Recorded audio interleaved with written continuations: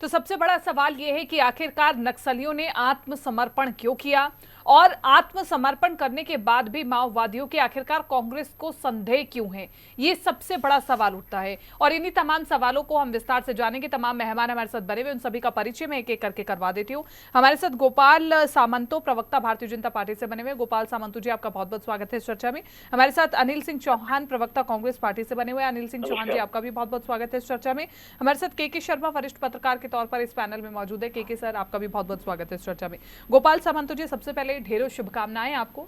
30 माओवादियों ने आत्मसमर्पण किया है, जिसमें ये कहा जा रहा है कि पुलिस की पुनर्वास नीति से ये प्रभावित है, इसलिए आत्मसमर्पण किया जा रहा है। लेकिन कांग्रेस को इस पर अभी भी संदेह है और इसलिए कांग्रेस ने अपनी एक जांच कमेटी भी बनाई है। इस पर क्या कहेंगे आप?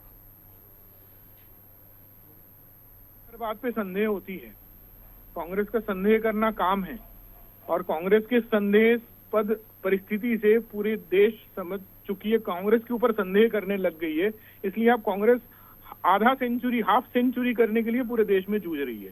दूसरी बात, आपका मैं बहुत धन्यवाद करता हूं कि आपने शुभकामनाएं दी, और शुभकामनाएं केवल भारतीय जनता पार्टी के लिए नहीं है, शुभकामनाएं डेमोक्रेसी को है, शुभकामनाएं प्रजातंत्र को है, शुभकामनाएं छत्तीसगढ़ की जनता को है और संपूर्ण छत्तीसगढ़ को है। जो जिन नक्सलियों के कारण विकास प्रभावित होता था, विकास के रास्ते में आने वाले स्कूल प्रभावित होते थे, रास्ते प्रभावित होते हैं, कॉलेज प्रभावित होते हैं, छात्रों का भविष्य प्रभावित होते हैं, ऐसे जगह पे अगर नक्सलियों ने आत्मसमर्पण कर रहे हैं तो ये सही में खुशखबरी है।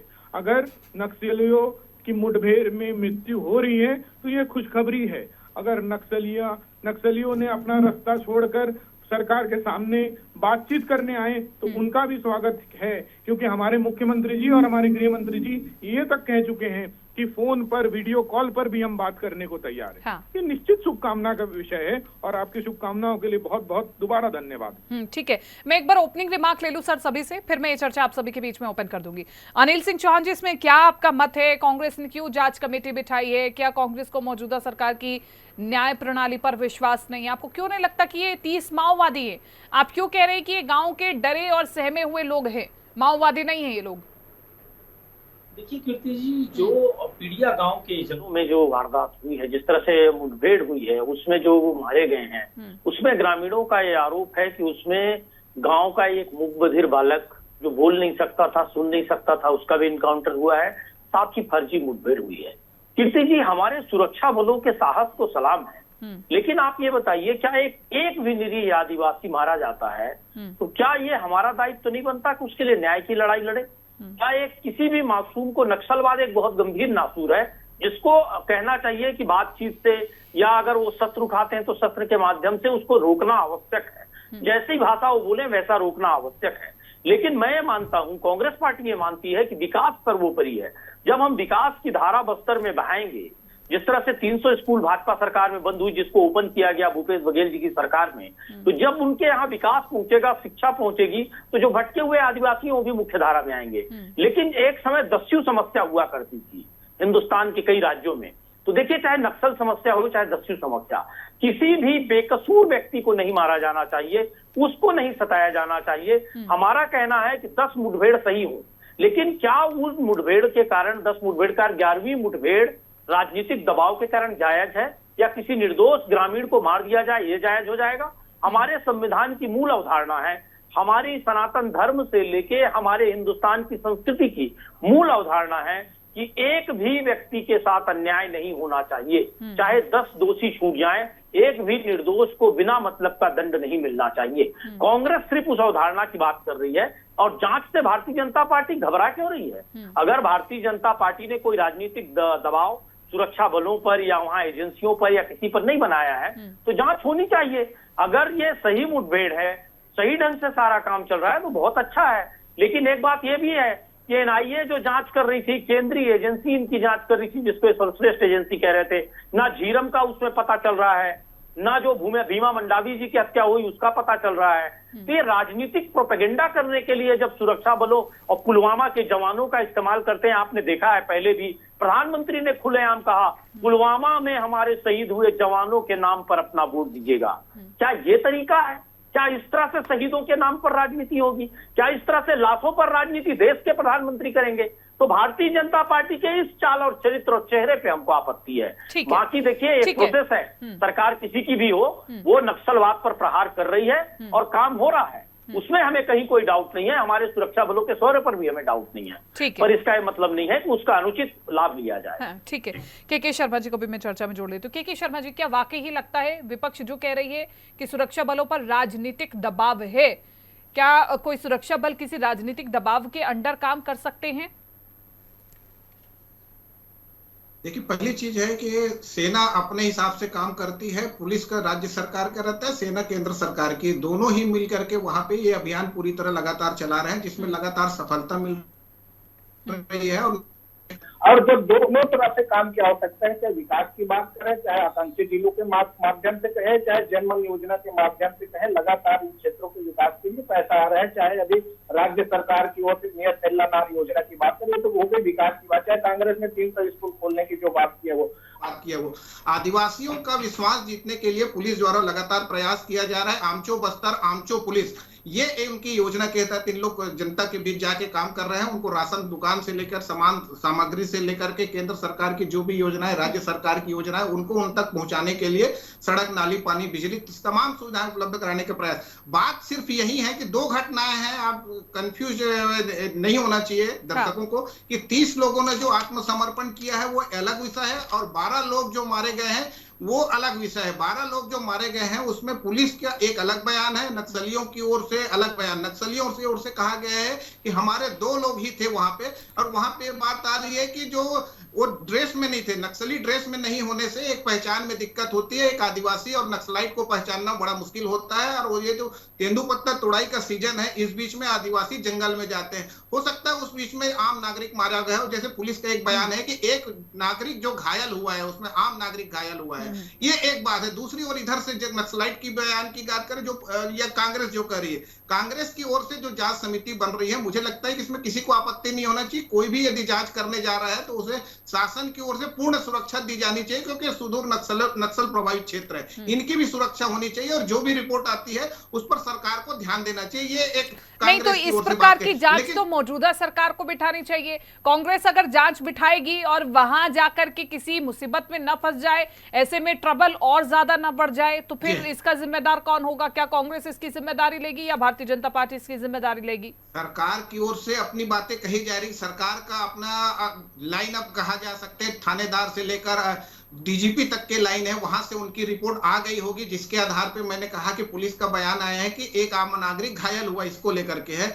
दूसरी ओर है ग्रामीणों की संख्या ज्यादा हो सकती है क्या, ये एक विषय है। और जो जिस तरह से यहाँ पे आम नागरिक मारे जा रहे हैं, इसको लेकर देखेंगे तो 24 साल में एक बात आती है कि 1700 आम नागरिक मारे गए हैं। तो नक्सली गोली से हो चाहे पुलिस की गोली से हो, आम आदिवासी ही मारा जाता है, चाहे नक्सलाइट है वो भी आदिवासी है। इसलिए इनकी पहचान करना मुश्किल है कि यदि ड्रेस में नहीं है तो, या उनकी बाद में गांव वाले पहचान में बताते हैं कि नक्सलाइट है, ये कब से गांव छोड़ चुका है या इनके बेस के। लेकिन पुलिस की ओर से जो लगातार बयान आया इस घटना को लेकर, उसमें यह कहा गया है इनका बेस कैंप ध्वस्त किया गया है, इनके साथ ही इनके तमाम प्रकार के एसएलआर से लेकर के तमाम उनके सामग्री है या दवाई है, नक्सलियों के सामान वहां पे बड़ी संख्या में जब्त किया गया, राइफल, विस्फोटक सामग्री। इसके साथ ही एक घटना और यहीं पे घटी है कि ये जो आईडी ब्लास्ट में 2 मासूम बच्चों की भी मौत हुई है। इस पर भी विचार करने की आवश्यकता है। राजनीतिक रूप से नक्सलियों द्वारा बिछाए गए आईडी में यदि 2 बच्चे, मासूम बच्चे, 11 साल 13 साल के बच्चे यदि वहां मौत के मुंह में चले गए हैं, तो इसको भी देखने की आवश्यकता। और लगातार जब यह हमला हो रहा है तो आम नागरिकों को कैसे बचाया जा सकता है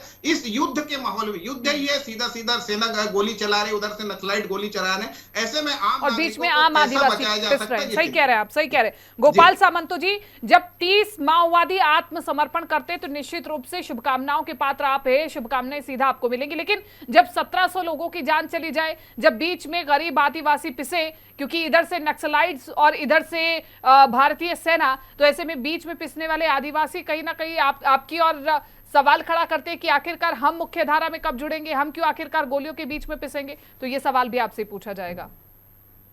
कीर्ति जी, यही तो सवाल है कि अगर नक्सल मुठभेड़ होती है और नक्सलियों की जान जाती है तो कांग्रेस जांच कमेटी बैठाती है।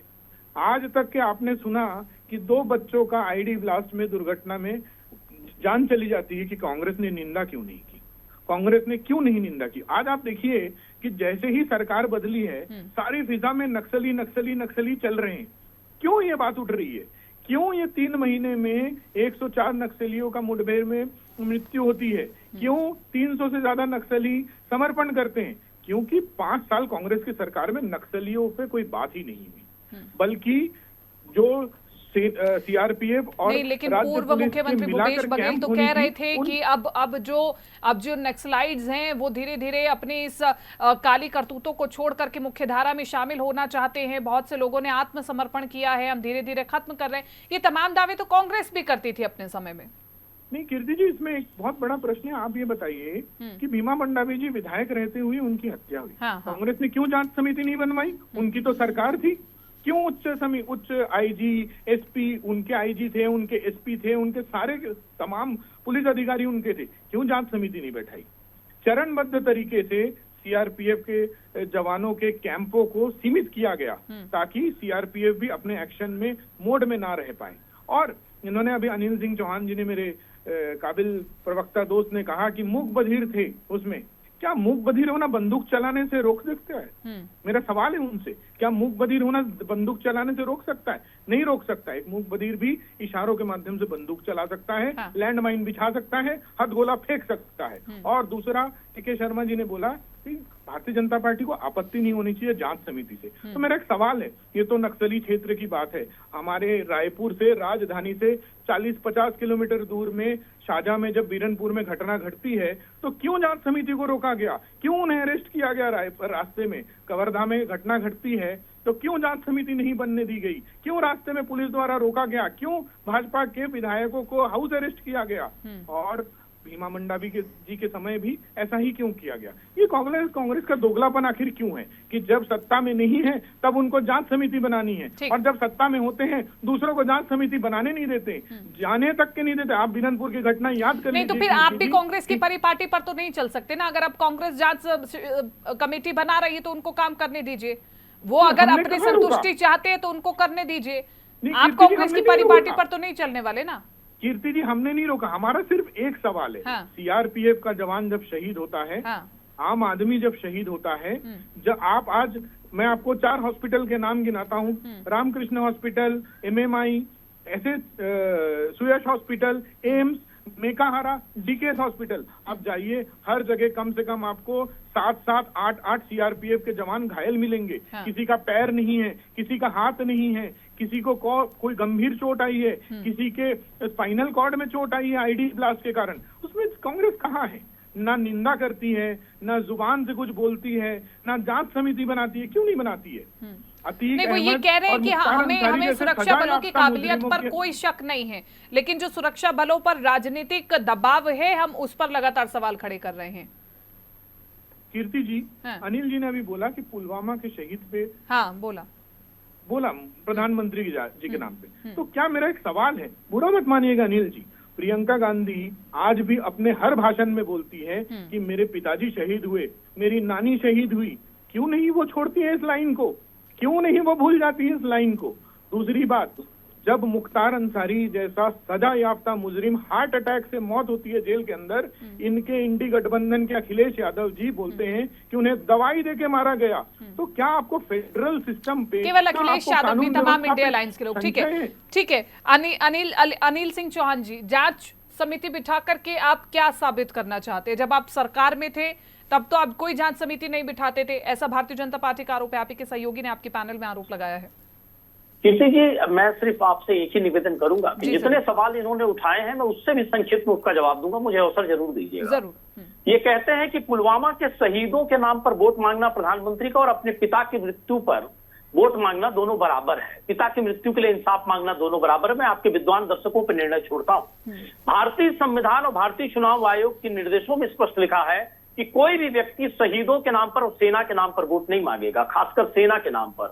और देश का प्रधानमंत्री सिटिंग पीएम कहता है कि देश में जो पुलवामा में शहीद हुए हैं जवान, उनके नाम पर अपना एक वोट देना खुलेआम आचार संहिता का उल्लंघन और चुनाव आयोग को साफ सूंघ जाता है। दूसरी बात, भीमा मंडावी की हत्या में इन्होंने एनआईए जांच की घोषणा कर दी और स्टेट गवर्नमेंट को जांच से रोक दिया। स्टेट गवर्नमेंट ने अपनी एसटीएफ जब जब बनाई, स्पेशल टास्क फोर्स बनाई जांच के लिए, चाहे वो झीरम हो चाहे वो भीमा मंडावी जी की हत्या हो, फिर हाईकोर्ट में याचिका दायर करते हैं कि स्टेट गवर्नमेंट को अधिकार नहीं है जांच करने का, क्योंकि उससे सुपर एजेंसी जांच कर रही है। और धर्मलाल कौशिक जी व्यक्तिगत याचिकाकर्ता बन जाते हैं कि जस्टिस अग्निहोत्री के नेतृत्व में जांच नहीं होगी, और दोनों बार ये हाईकोर्ट और सर्वोच्च न्यायालय, माननीय सर्वोच्च न्यायालय से रोक लेकर आ जाते हैं और टीवी चैनलों पर जनता को गुमराह करते हैं।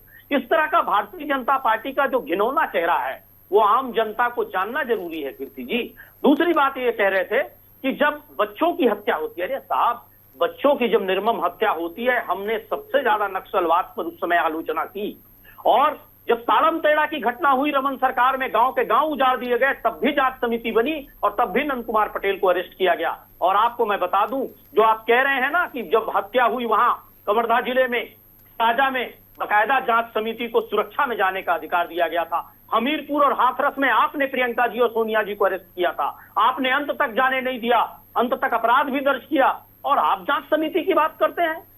मैं कहता हूं नक्सली अगर कोई कायराना हरकत करते हैं तो उसकी आलोचना होना चाहिए, लेकिन गोपाल जी आप अपनी वाक्पटुता से किसी निरीह आदिवासी की हत्या को न्याय संगत नहीं बता सकते। कोई मूक बधिर इसलिए बम फेंक सकता है, आप एक लोकप्रिय चैनल पर बिना जांच के घोषित कर दिए कि वो आतंकवादी है, वो बम फेंकता है। अरे साहब, जांच तो होने दीजिए, जांच से क्यों डरते हैं आप? दूसरी बात, सुरक्षा बलों के शौर्य को और साहस को हमने सलाम किया है हर मोर्चे पर, और उसी का परिणाम है कि आज हिंदुस्तान की सेना विश्व के सर्वश्रेष्ठ सेना में गिनी जाती है। ये 10 साल में आपके बस का चमत्कार नहीं था। आपने जिस तरह से केंद्रीय एजेंसियों का दुरुपयोग किया चंदाखोरी करने के लिए, जिस तरह से विपक्ष का दमन करने के लिए, दलों को समाप्त करने के लिए, कौन सी बड़ी बात है आपका? ठीक है, एक बार तमाम बातों पर गोपाल सामंत जी रिस्पॉन्ड करते, फिर मैं केके जी का रुख करूंगी। कि भारतीय सेना का इस्तेमाल अभी तक नक्सल मोर्चे पर नहीं हुआ है।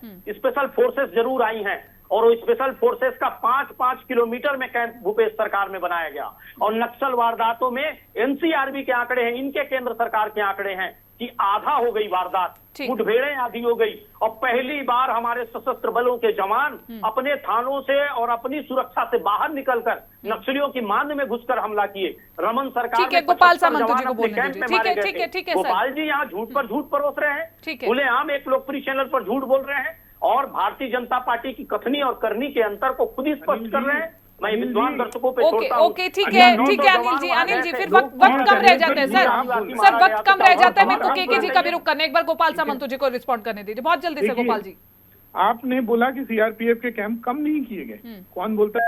आप पत्र उठाइए, और आपको इतिहास थोड़ा सा देख लेना चाहिए। आपके नेता थे महेंद्र गर्ग, देखिए ना गोपाल जी, आप देखिए, आप बोलने दीजिए। अनिल जी प्लीज, अनिल जी प्लीज बोलने दीजिए। अनिल जी रुकिए, अनिल जी थोड़ा सा रुकिए, गोपाल जी को बोलने दीजिए, उन्होंने आपको बोलने दिया बिना इंटरप्ट किए। शोर मचाना और झूठ परोसना और झूठ को जोर जोर से बार बार बोलना, हमारी सरकार आई तो आज कांग्रेस को इतनी फटकार लगती है सुप्रीम ठीक कोर्ट है, मुझे आप दोनों को ही रोकना पड़ेगा। मैं केके जी का रुख कर रही हूँ क्योंकि फिर मेरे पास वक्त की कमी है, मुझे आप दोनों को ही रोकना पड़ेगा। केके शर्मा जी, इस प्रकार के संवेदनशील मुद्दे पर आप भारतीय जनता पार्टी और कांग्रेस की इस राजनीति को कैसे देख रहे हैं? ये राजनीति नहीं है तो और क्या है सर? कीर्ति जी, आपकी दो बातें प्रमुखता से पकड़िए आप। एक तो ये राजनीतिक विषय नहीं है, नक्सली हिंसा को समाप्त करना लोकतांत्रिक सरकार की जिम्मेदारी हो, राज्य को केंद्र। दूसरी चीज, आपने मुख्य धारा की बात कही, निश्चित रूप से आदिवासी मुख्य धारा से जुड़ना चाहते हैं, लोकतांत्रिक सरकार पर विश्वास व्यक्त करें, जिसका उदाहरण है विधानसभा और लोकसभा चुनाव में मतदान का प्रतिशत का बढ़ जाना। तीसरी चीज है, कांग्रेस की ओर से भी निश्चित रूप से जो अभी जिसके तहत 30 नक्सली यदि आत्मसमर्पण किए हैं, तो ये पुनर्वास नीति कांग्रेस सरकार द्वारा 17 मार्च 2023 को बनाया गया था। सरकार की ओर से, अभी भाजपा सरकार की ओर से नई नीति की बात कही जा रही है। कहने का तात्पर्य यह है कि दोनों ही राजनीतिक दलों को इसमें राजनीति करने के जगह में नक्सली हिंसा से कैसे आदिवासी क्षेत्र मुक्त हो जाए और विकास की मुख्य धारा से जुड़े, एक गरीबी से मुक्ति के लिए यदि खाली पैर मतदान करने आदिवासी जा रहा है, इसको गंभीरता से लेने की आवश्यकता है। साथ ही ये भी जरूरी है कि कोई आम नागरिक न मरे, ताकि आदिवासियों का विश्वास पुलिस और सरकार के प्रति बने रहे। इस पर भी गंभीरता से सरकार को और राजनीतिक दलों को चर्चा करने की आवश्यकता है। इस प्रकार से आदिवासियों में एक अविश्वास की भावना यदि पैदा हो जाएगी तो मुझे लगता है कि नक्सली हिंसा के रास्ते समाप्ति के लिए जो आप प्रयास कर रहे हैं उसमें कहीं ना कहीं बाधा बन सकती है। जी बहुत बहुत शुक्रिया आप सभी का इस चर्चा में जुड़ने के लिए, अपनी प्रतिक्रिया रखने के लिए आप सभी का बहुत बहुत शुक्रिया। लेकिन निश्चित रूप से एक बेहद संवेदनशील मुद्दा जिस पर राजनीति की बजाय दोनों ही पार्टियों को संवेदनशील होकर के चलना चाहिए। कांग्रेस जिस मुद्दे पर एक जांच समिति बताने की कोशिश कर रही है उस पर मौजूदा सरकार को भी कहीं ना कहीं सहयोग करना चाहिए और पूरी सुरक्षा के घेरे में इस जांच समिति को वहां तक पहुंचाना चाहिए। दूसरा, जो परिवर्तन हो रहे हैं साय सरकार के नेतृत्व में, उस परिवर्तन को भी कांग्रेस को स्वीकार करना चाहिए कि हाँ, ये अच्छे परिवर्तन हो रहे हैं लेकिन और अच्छे परिवर्तन हो सकते हैं। उसके लिए हम सुझाव देने के लिए रेडी हैं। फिलहाल इस चर्चा में मेरे साथ इतना ही। दीजिए इजाजत, नमस्कार।